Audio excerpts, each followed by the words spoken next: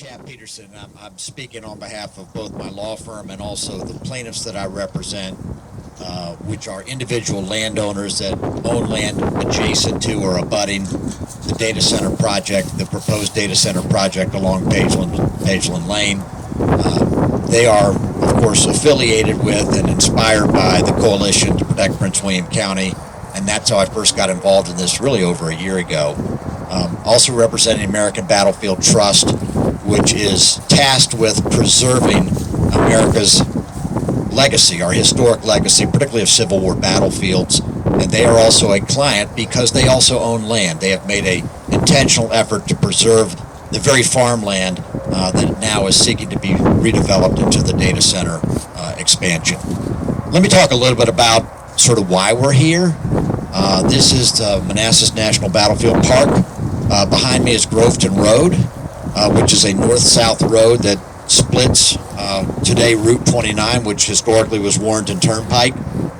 Behind us on August 30th of 1862, you would have had about 10,000 Union troops that would have been marching north to cross the Warrenton Turnpike and to assault what was the old railroad cut for the Manassas Gap Railroad, where Stonewall Jackson had put his troops, and that's where 2 days of fighting raged north of Warrenton Turnpike. And then this same area then became the launching point and was the receiving end for a counterattack by General Longstreet against the Union Army. And in fact, behind me, some of the most intense fight in the war took place as the New York troops fought hard as a rear guard to save the Union Army so they could get back across the Stone Bridge to Fairfax County.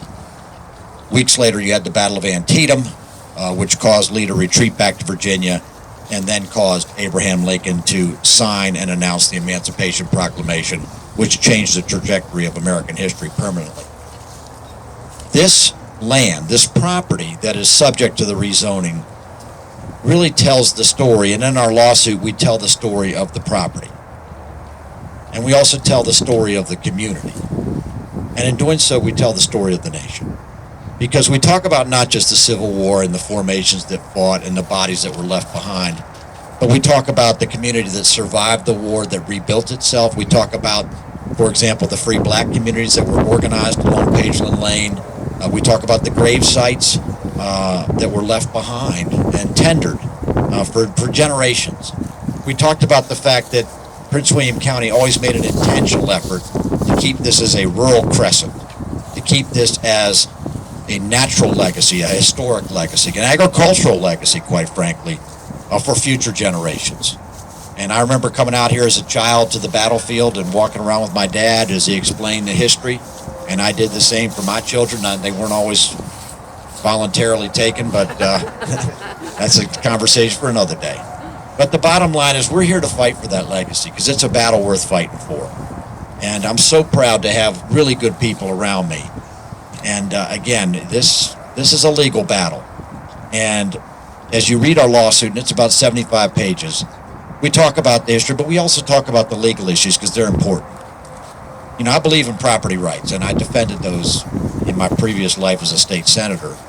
But property rights are limited by state law, and they're particularly limited when it comes to rezoning agricultural property, particularly with a high-intensity industrial use that will have a major impact on electricity, on water, on natural resources, noise, traffic, you name it. And Prince William County had ordinances in place that required things such as a special use permit before a data center could be built, that required things such as proper notice before a public hearing could be held, that required such things as a specific map showing locations for buildings and electrical lines before that map or before that rezoning could be approved. All of that was ignored in a rush to get this done before a lame duck board departed office. Let me repeat that. All of that was ignored in a rush to get this done before a lame duck board departed office. And that's what we have. And we are pointing out those violations of Virginia law, violations of Prince William County ordinance, and we are asking that the ordinances be vacated and this matter be set back to the Prince William County Board and these issues be reviewed once again, and frankly that this historic and natural legacy be protected for future generations. So I've summarized my piece on behalf of my plaintiffs.